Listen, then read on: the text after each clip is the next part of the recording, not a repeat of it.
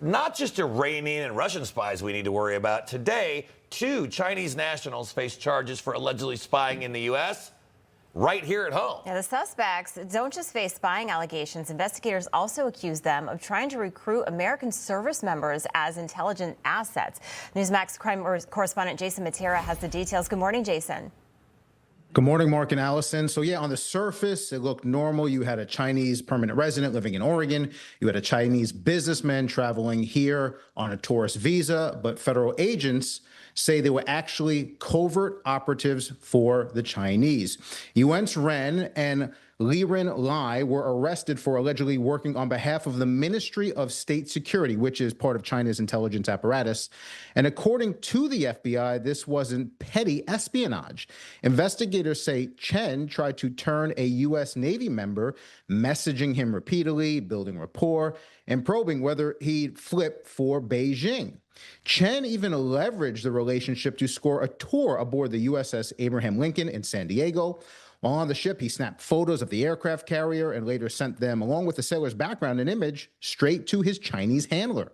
While in California, Chen was also directed to secretly film and photograph a Navy recruiting station, capturing biographical details of the military recruits. Meanwhile, Lai, the other guy, entered the U.S. on a tourist visa in April, claiming to be in the retail industry, and told immigration officers that he'd stay put in Houston and leave after 2 weeks. But surveillance footage told a different story. He took 2 months to drive to Southern California and back, allegedly plotting the next stage of this clandestine operation he was doing on behalf of the Chi-Coms. What's more, the FBI says both men helped orchestrate espionage attempts at a U.S. naval base in Washington state, and even arranged a $10,000 cash drop in a public locker to fund their spy network. Mark, Allison, the criminal complaint also notes that this operation started in May 2021 and lasted until April of this year. So about 4 years altogether. If convicted, both men will face up to 10 years in a federal prison. Also, that's about the exact time that Donald Trump wasn't in office. So now, Jason, you've gone through this criminal document. I mean, is there a specific type of naval officer that they were trying to flip?